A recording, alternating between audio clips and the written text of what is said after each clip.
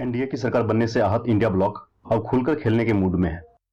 ऐसा लगता है कि गठबंधन को यह विश्वास बड़ी देर में आएगा कि एनडीए की सरकार बन चुकी है और वह पिछड़ चुके हैं। इंडिया ब्लॉक हर मोर्चे पर भिड़ने और लड़ने के मंसूबे बना चुका है। ताजा खबर यह है कि इंडिया अलायंस लोकसभा अध्यक्ष का चुनाव लड़ेगा।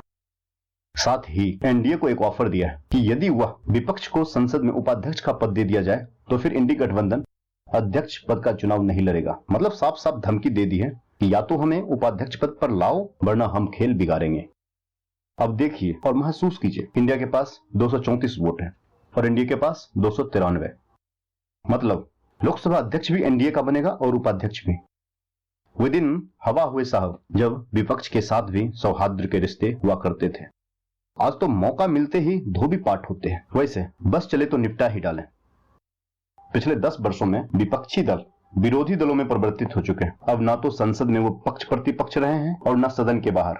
अब तो पक्ष और विपक्षी एक दूसरे को ब्याह शादियों तक में नहीं बुलाते। परंपराओं के वो जमाने हवा हो गए। इस जमाने में एक दूसरे से घृणा और अपच के रोग लग गए हैं। सब दिल से दूर रहते हैं। आसपास कोई रहना नहीं चाहता।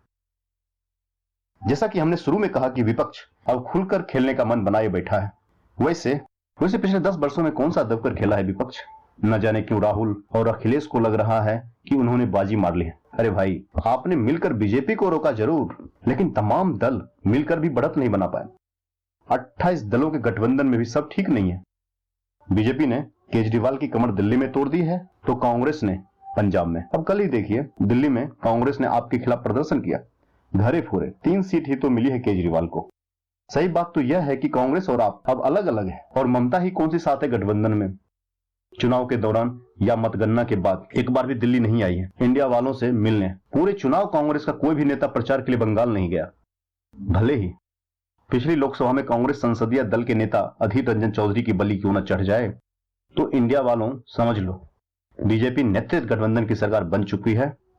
जाहिर है लोकसभा अध्यक्ष और उपाध्यक्ष भी उन्हीं का होगा। आप नेता प्रतिपक्ष देखिए किसे बनाएंगे, राहुल को, अखिलेश को, या फिर चुपचाप तमाशा देख रही ममता को।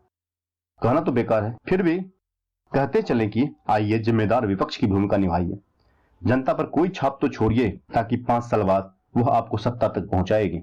हर बार हाथ मलते रह जाना ठीक नहीं है। राहुल गांधी कभी भी विपक्ष के नेता बनना नहीं चाहते। वो हमेशा चाहते हैं कि उनके पास शक्ति रहे बिना किसी जिम्मेदारी के। और जैसा कि सुब्रमण्यम स्वामी कहते हैं कि राहुल गांधी को भी मालूम है कि डबल पासपोर्ट के चलते वो ना ही लीडर ऑफ अपोजिशन बन सकते हैं और ना ही प्रधानमंत्री।